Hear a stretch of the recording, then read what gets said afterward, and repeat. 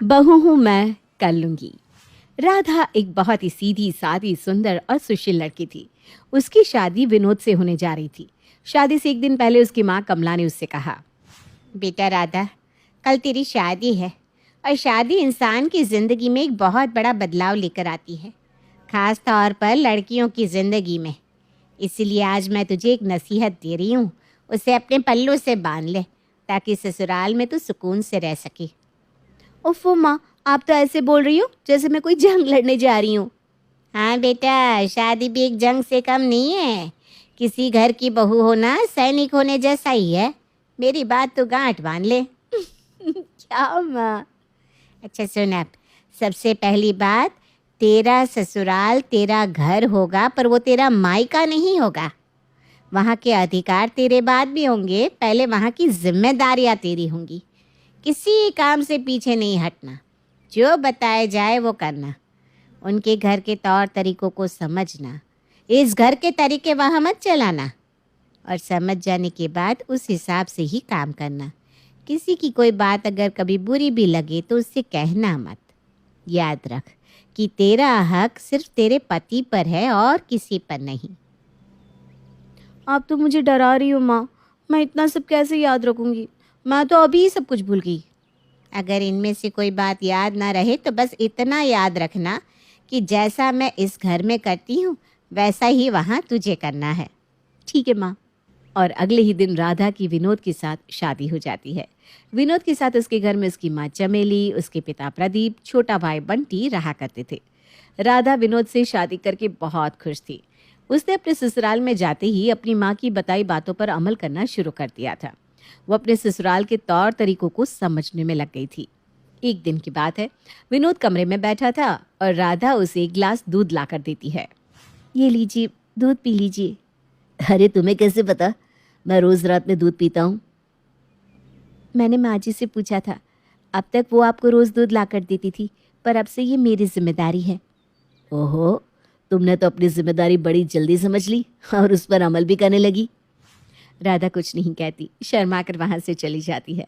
तभी बंटी रनिंग करके आता है और हाँफते हुए कहता है, माँ, माँ। माँ जी तो पड़ोस में गई हुई हैं, आप मुझे बताओ ना क्या काम है। ओहो, माँ को पता है कि रनिंग से वापस आकर मुझे कुछ हेल्दी डाइट चाहिए होती है, फिर भी वो चली गई। इस घर में कोई भी मेरी बात सुनता ही कहाँ है। क्या चाहिए आपको, बताइए ना, मैं बना देती हूँ। माँ जी नहीं है तो क्या हुआ, मैं हूँ ना, मैं सब बना दूंगी। अच्छा तो एक काम करिए, आप दलिया बना दीजिए, मैं तब तक नहा कर आता हूँ। ठीक है, अभी बना देती हूँ। राधा जब तक दलिया बनाकर रखती है तब तक उसकी सास चमेली वापस आ जाती है। अरे बंटी आ गया क्या? उसके लिए तो मुझे फिक्र मत करिए माँ जी, मैंने उनके लिए दलिया बना दिया है, अभी वो नहाने गए हैं। अरे ये तुमने बहुत अच्छा किया बहू। अच्छा सुनो, आज शाम में ना मेरे भाई और भाभी आ रहे हैं तो घर की सफाई करवानी है और बाज़ार से कुछ सामान भी लाना है। मेरे साथ लग के सफाई करवा लो ज़रा, सामान तो मैं बंटी से मंगवा लूँगी। अरे आज तो मैंने इनके साथ मूवी का प्लान बनाया है, पर माँ जी का काम करना ज़रूरी है। कोई नहीं, मूवी बाद में देख लेंगे। क्या हुआ, क्या सोच रही हो? तुम्हें कुछ काम है क्या शाम में? नहीं नहीं, कुछ नहीं माँ जी, मैं हूँ ना, मैं सब कर दूंगी, आप चिंता मत करो। चलो अब सफाई करते हैं। हाँ चल ठीक है। राधा चमेली के साथ घर की सफाई करने में लग जाती है।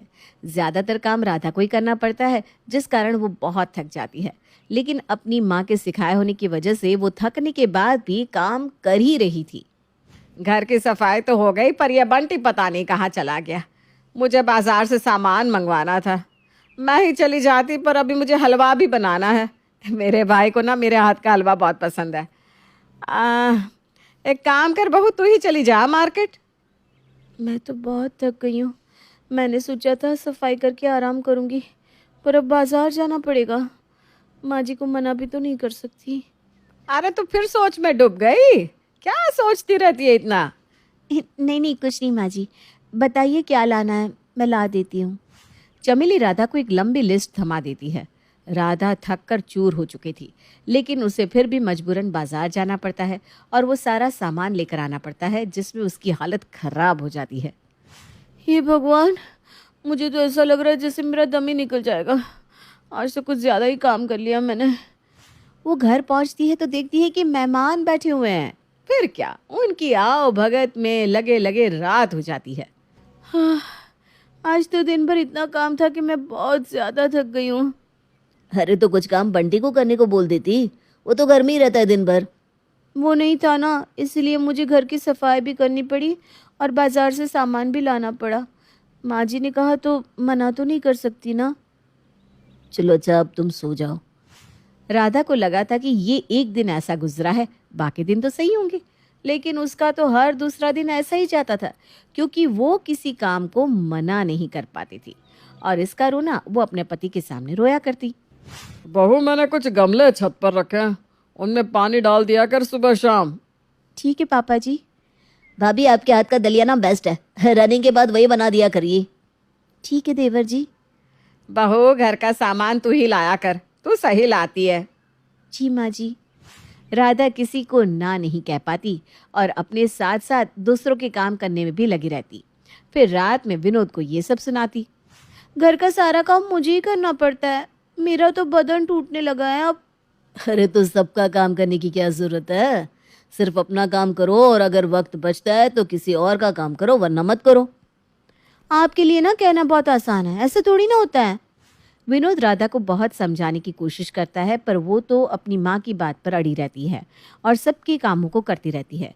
पर काम करने के साथ साथ विनोद के सामने शिकायतें भी करती रहती, जिससे विनोद परेशान हो जाता है और सोचता है, राधा का तो ये रोज का होकर रह गया है, पूरा दिन काम करती रहती है और फिर रात में मुझे सुनाती है, पर मेरी बात भी नहीं मानती। मुझे कोई और पैतरा आजमाना पड़ेगा। कुछ दिन के बाद विनोद ऑफिस से बहुत देर में आना शुरू कर देता है। राधा के पूछने पर वो बताता है कि कुछ लोग ऑफिस छोड़कर चले गए हैं, इसलिए उनका काम भी वही कर रहा है। कुछ दिन तक तो राधा कुछ नहीं बोलती, लेकिन फिर जब ज्यादा दिन गुजर जाते हैं तो एक दिन वो बोल पड़ती है, क्या आपको ये एक्स्ट्रा काम करने के पैसे मिल रहे हैं? नहीं तो पैसे क्यों मिलेंगे भला? तो फिर क्यों कर रहे हो? अपने बॉस को मना कर दो कि ये काम मेरा नहीं है। तुम्हारे लिए कहना बहुत आसान है, ऐसा थोड़ी ना होता है। विनोद के मुंह से अपनी कही हुई बात सुनकर राधा को थोड़ा अजीब लगता है। जो भी हो, आप इतना काम ना करो, दूसरों का काम आपको करने की बिल्कुल जरूरत नहीं है। अच्छा, तो क्या तुम दूसरों का काम करना छोड़ सकती हो? क्या मतलब? मतलब ये जो तुम दूसरों के काम करने में लगी रहती हो, जिससे तुम्हें कुछ हासिल नहीं होता, क्या तुम ये काम छोड़ सकती हो? पर वर कुछ नहीं है। अगर तुम ये घर के एक्स्ट्रा काम करना छोड़ दो जो तुम्हें थका देते हैं, तो मैं अभी अपने बॉस से कह दूंगा कि मैं एक्स्ट्रा काम नहीं करूंगा और वक्त पर घर आ जाऊंगा।